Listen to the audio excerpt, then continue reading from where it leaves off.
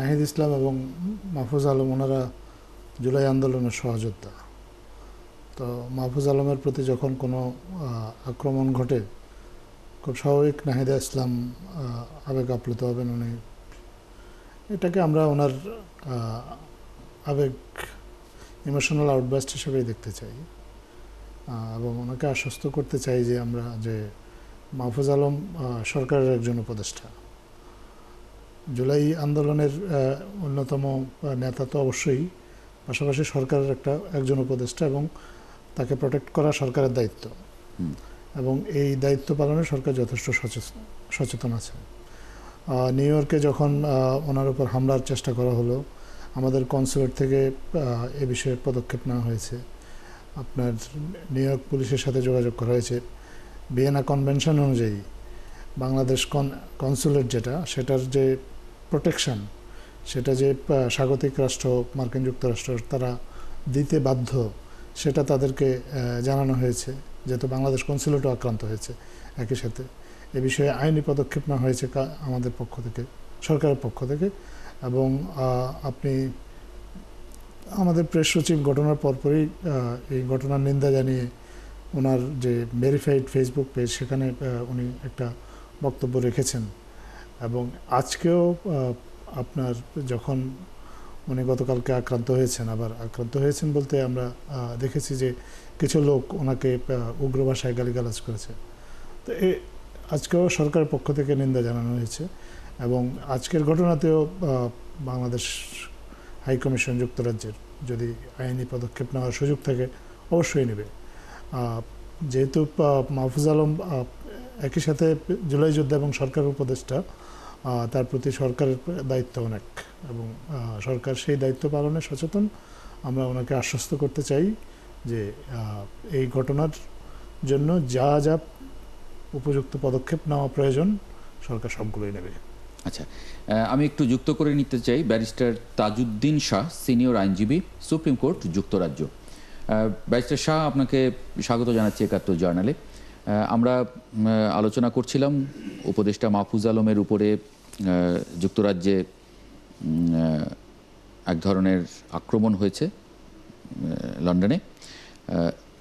এইটা আইনিভাবে আসলে যুক্তরাষ্ট্র মানে বাংলাদেশ যুক্তরাজ্যের সরকারের থেকে কতটা সাহায্য পেতে পারে?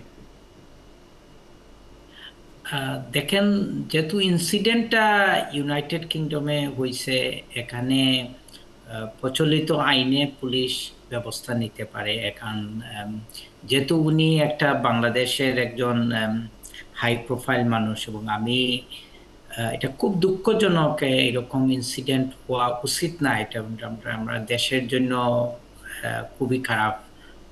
তো আমি এটা পুলিশ তাদের নেসেসারি স্টেপস নিবে এবং এখান থেকে বাংলাদেশ হাই কমিশন সহযোগিতা করতে পারে। কিন্তু আমি এটাই বলবো যে এই ইনসিডেন্টটা নতুন না, এর আগেও এইরকম ইনসিডেন্ট ইউরোপের দেশগুলোতে হয়েছে। তো যেহেতু বাংলাদেশের কারেন্ট পলিটিক্যাল যে সিচুয়েশন, যেটা আমরা সবাই জানি, এরকম যদি বাংলাদেশের কোনো হাই প্রোফাইল কেউ যদি ইউরোপের কোনো দেশে আসে বা বিশ্বের যে কোনো দেশে যান, আমি ব্যক্তিগতভাবে মনে করি যে উনারা একটু প্রোটেকশন নেওয়া উচিত এবং ওপেন পাবলিকে উনারা চলাফেরা করা ঠিক হবে না।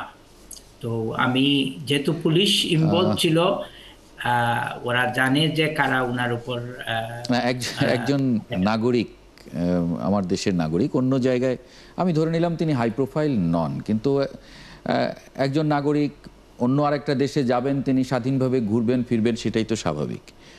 সেখানে মানে কেন বাইরে যেতে বা আপনি মানে এই উপদেশ কি কারণে মনে যেহেতু হচ্ছে?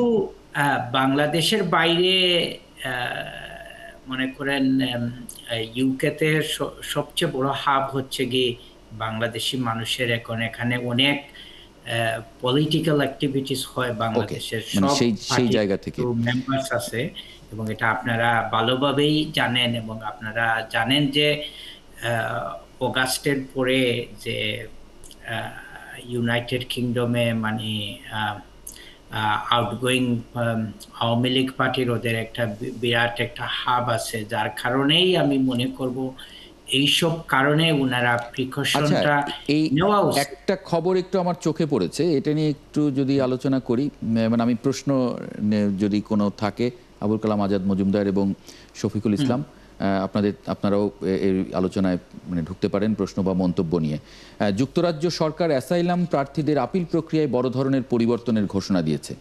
হোটেল থেকে রায়ের জন্য অপেক্ষমান আশ্রয় প্রার্থীদের সংখ্যা যাতে কমানো যায় সেজন্য এই পরিকল্পনা নেয়ার কথা বলা হয়েছে। যুক্তরাজ্য সরকার বলছে যে একটি স্বাধীন সংস্থা গঠন করা হবে যেখানে স্বতন্ত্র বিচারকরা দ্রুত মামলাগুলো নিষ্পত্তি করবেন। যুক্তরাজ্যে যারা বিভিন্ন সময়ে আশ্রয় চেয়েছেন তাদের থাকার জন্য কিছু হোটেলের ব্যবস্থা করা হয়েছিল। এই হোটেলগুলো অ্যাসাইলাম হোটেল নামে পরিচিত। মানে একটা প্রসঙ্গ এখানে একটু যোগ করি। জি, এই যে আপনার বাংলাদেশ সরকারের কোনো ঊর্ধ্বতন কোনো কর্মকর্তা গেলে বিদেশে এই ঘটনাগুলো ঘটছে, এটার কিন্তু একটা বড় কারণ কিন্তু এই অ্যাসাইলাম। আপনি অনেকেই কিন্তু এখানে রাজনৈতিক কারণের চেয়েও নিজের অ্যাসাইলাম পাওয়ার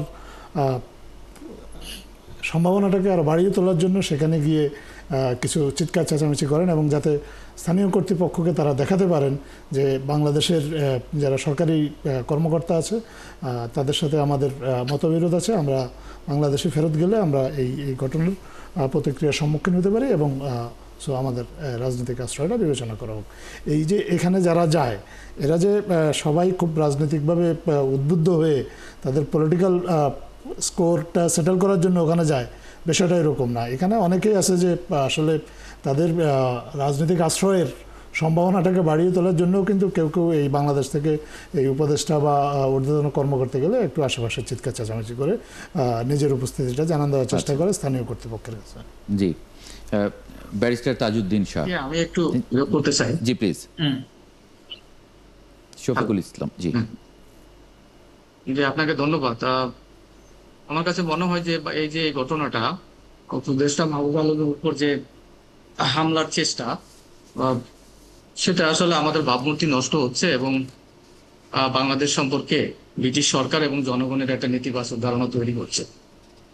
তো আমি বিশেষ করে ব্যারিস্টার তাজ শাহ, ওনার সাথে আমি একমত। যেহেতু আমাদের সরকারের যে প্রতিনিধিরা বিদেশ সফর করলে যে কোনো রকম সিকিউরিটি আশঙ্কা রয়েছে, মানে ইনসিকিউরিটির আশঙ্কা রয়েছে বা হামলা বা কোনো কিছুর আশঙ্কা থাকলে ওই সংশ্লিষ্ট সরকারের কাছে প্রোটেকশন চাইতে পারে, আমাদের এম্বাসিগুলোর পক্ষ থেকে প্রোটেকশন চাইতে পারে, এবং প্রোটেকশন আমি মনে করি যে ওই সরকার প্রোটেকশন দিবে। যদি কোনো নিরাপত্তাহীনতার আশঙ্কা থাকে বা আক্রান্ত হওয়ার আশঙ্কা থাকে তাহলে প্রোটেকশন চাইতেই পারে।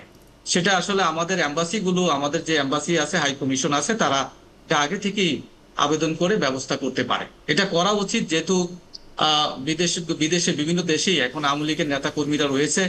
তারা চাইবে যে এই সরকারের উপর, বিশেষ করে অন্তর্বর্তীকালীন সরকার এবং যারা বর্তমানে বাংলাদেশে বড় বড় রাজনৈতিক দলের নেতারা রয়েছেন, তাদের উপর একটা মানসিক চাপ সৃষ্টি করতে চাইবেন, একটা তৈরি করতে চাইবেন, একটা অস্থিতিশীলতা তৈরি করতে চাইবেন, একটা সজাগ একটা জাগরণ রাজনৈতিক ফায়দা নেওয়ার চেষ্টা করবে। সেক্ষেত্রে প্রোটেকশন চাইতেই পারে। আর এইটার একটা কারণ হচ্ছে যে মানসিক একটা চাপ সৃষ্টি করা এই আক্রমণের। আরেকটা কারণ হলো যেটা হলো অ্যাসাইলাম, যে বোঝানো হচ্ছে যে আমরা সরকার আমাদেরকে আমরা স্বদেশে ফিরে গেলে আমরা মামলা হামলা বা আমাদের নিরাপত্তা ঝুঁকি রয়েছে, সেই কারণে হয়তো আমরা দেশে যেতে পারছি না, সুতরাং আমাদেরকে রাজনৈতিক আশ্রয় দেওয়া হচ্ছে। হ্যাঁ, আবুল কালাম আজাদ এটা মজুমদার করে হয়তো তারা এটা সুযোগ নেওয়ার চেষ্টা করে। যেটা বলছিলেন যে তারা আমরা মনে করি যে এখানে দুইটা বিষয় এক হতে পারে। ব্যারিস্টার শাহ একটু যুক্ত করতে চাইছেন। ব্যারিস্টার শাহ, এটা চাপ সৃষ্টি করা। জি ধন্যবাদ। এই যে অ্যাসাইলামের পারপাসে এইসব অ্যাক্টিভিটিসে ইনভলভ হওয়া, এটা উইথ ডিউ রেসপেক্ট আমি বলবো এটা মানে খুব ছোট এক সংখ্যক মানুষ হয়তো এটা করতেছে, মেবি ভেরি লিটল নাম্বার। কিন্তু আমরা যদি একটু পিছনে তাকাই, আমরা আউটগোয়িং প্রাইম মিনিস্টার যখন এখানে আসতেন আওয়ামী লীগের, উনি তো ফ্রিকুয়েন্টলি ইউকেতে ভিজিট করতেন, আপনারা দেখছেন সবাই নিউজে যে same thing the BNP, Jamaat Islam, they did same thing, and also ছোট ছোট পলিটিক্যাল পার্টিস গুলা। আর এখন তো as Dr. Islam said, the current situation is very unfavorable to some of the political parties, এবং এটা in the coming months আমি মনে করি এই সিচুয়েশনটা আরো খারাপ হবে। জি। এবং অ্যাসাইলুম অ্যাপ্লিকেশনের ক্ষেত্রে মানে এটা ইউনাইটেড দেখছিলাম যে আমি যদি কিংডমের একটু বর্তমানে যে স্পেসিফিক প্রাইম মিনিস্টারের যে স্টেপস, জি আমি আমার দীর্ঘ 29 বছরের প্র্যাকটিসে যত কিছু দেখলাম, যে আমি বর্তমানে এগুলা আসলে কোনো হিউম্যানিটেরিয়ান গ্রাউন্ডে কোনো ইমিগ্রেশন আইন করা হইতেছে না, এন্ড অ্যাসাইলুম সিকারদের টার্গেট করা হয়েছে because they cannot control their border, they cannot control people coming to this country and making asylum application. And আপনি যেটা asylum house বলতেছেন, জি এটা সরকার একটা প্রস্তাব দিছে, কিন্তু এটা ব্রিটিশ সরকার সাকসেসফুল হওয়া ভেরি ডিফিকাল্ট, কারণ এখন ওরা আপিলের মাধ্যমে এগুলা ফাস্ট ট্র্যাক করে রিডিউস করার চেষ্টা করতেছে, কিন্তু কতটুকু সাকসেসফুল হবে এইটাও আমি একটা কোয়েশ্চন মার্ক দিব এটার উপর। আচ্ছা, মানে বলা হচ্ছে যে প্রায় 51,000 আপিলের রায় অপেক্ষমান আছে। কনজারভেটিভ পার্টি বলছে যে বর্তমান ব্যবস্থা সম্পূর্ণ বিশৃঙ্খল।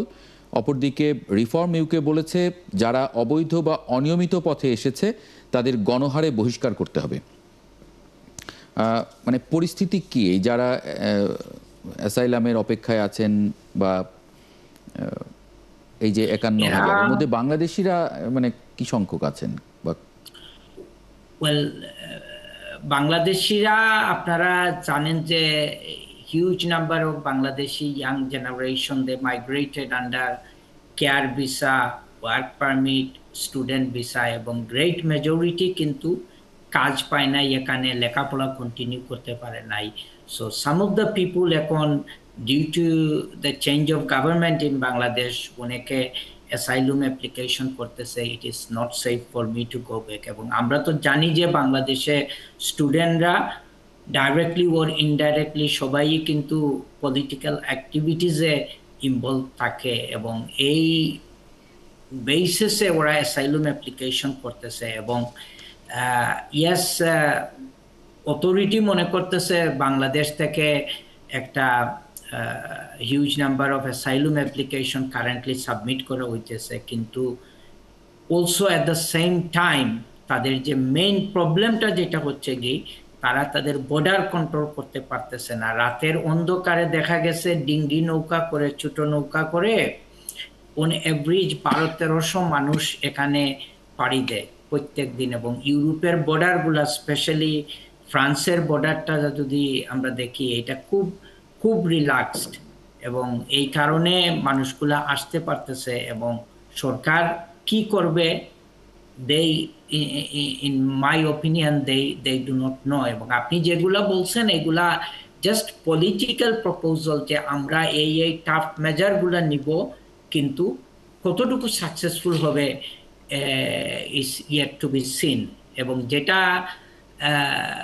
তারা ওয়ান ওয়ে সাকসেসফুল হয়েছে মানুষকে ডিটার করার জন্য, মনে করেন যারা এখানে অবৈধভাবে ঢুকবে, যে রিসেন্টলি যে আইনের পরিবর্তন হয়েছে, ইভেন দো আপনার ইমিগ্রেশন ঠিক হয়ে গেছে, আপনি যদি ভবিষ্যতে এখানে সেটেলমেন্ট পাওয়ার পরে যদি আপনি ব্রিটিশ সিটিজেনশিপের অ্যাপ্লিকেশন করেন, এইটা তারা আপনাকে রিফিউজ করতে পারে অন দ্য বেসিস দ্যাট আপনি অতীতে অবৈধভাবে আমাদের দেশে ঢুকছেন বা আমাদের ইমিগ্রেশন রুল ভঙ্গ করছেন, যার কারণে আমরা গুড ক্যারেক্টারের গ্রাউন্ডে তোমাদেরকে ব্রিটিশ সিটিজেনশিপ দিব না। এবং এই কারণে রিসেন্টলি আমরা যেটা দেখছি, একদম গণহারে আমি বলতে হবে যে মানুষের ব্রিটিশ সিটিজেনশিপ অ্যাপ্লিকেশনগুলা রিফিউজ করতেছে। This is one kind of deterrent effect. কিন্তু অ্যাসাইলুম ওরা 2016 সালে যেটা ফাস্ট ট্র্যাক প্রসিজার ছিল, ওইটা কোর্ট অফ আপিল বলে দিছে যে এটা অবৈধ। তো মানুষ অ্যাসাইলুম অ্যাপ্লিকেশন করলে যে ডিটেইন করা হইতো, ওই আইনটা কিন্তু আবার নতুন এই সরকার রিইন্ট্রোডিউস করতে চাইতেছে, কিন্তু কতটুকু সাকসেসফুল হবে উই ডু নট নো। জি, কোনো প্রশ্ন থাকলে বা মন্তব্য করতে পারেন। আমার একটা প্রশ্ন ছিল, জি জি মিস্টার তাজ শাহের কাছে, জি যে এই ধরনের মানে সরকারের কোনো উপদেষ্টা বা সরকারের কোনো প্রতিনিধির উপরে এর আগেও হামলা হয়েছে, বিশেষ করে তথ্য প্রেস সচিবের উপর, আমাদের প্রধান উপদেষ্টা প্রেস সচিবের উপর, এরপর হলো মাহফুজ তথ্য উপদেষ্টা মাহফুজ উপর। আমার এই প্রশ্ন হচ্ছে যে এই ধরনের হামলা করে কি ব্রিটিশ আইনে বা ব্রিটিশ নিয়মে বা ব্রিটিশ এরকম হামলা করে কি ওরা অ্যাসাইলাম পাওয়ার কোনো সুবিধা আছে কিনা, বা অ্যাসাইলাম পাওয়ার জন্য কোনো সুবিধা পেতে পারে কিনা? না, হামলা করলে যেটা দেখেন অ্যাসাইলুম অ্যাপ্লিকেশনে ওয়ান অফ দ্য এলিমেন্ট তারা দেখে, যেটাকে আইনের ভাষায় বলে সারপ্লাইজ অ্যাক্টিভিটিস, মানে তুমি দেশের বাইরে কোনো অ্যাক্টিভিটিসে ইনভলভ হইছো কিনা যেটা পাবলিকে আসতে পারে এবং যার কারণে বাংলাদেশে তুমি রিটার্ন করলে authority may be interested in you. So there is a law there, কিন্তু এইটা not necessarily in my opinion যে কাউকে সাকসেসফুল অ্যাসাইলুম অ্যাপ্লিকেশন করে দিবে। না, কিন্তু এটা আমি একটা মনে করি যে element যারা কি? এগুলা ইনভলভ হইছে purely because they are against the authority, whether it's a caretaker government or other political parties. So ওরা তাদের পলিটিক্যাল পয়েন্ট অফ ভিউ থেকে হয়তো তারা এগুলাতে ইনভলভ হইছে। জি, অনেক ধন্যবাদ ব্যারিস্টার তাজউদ্দিন শাহ আপনাকে যুক্ত হবার জন্য ৭১ জার্নালে। জি,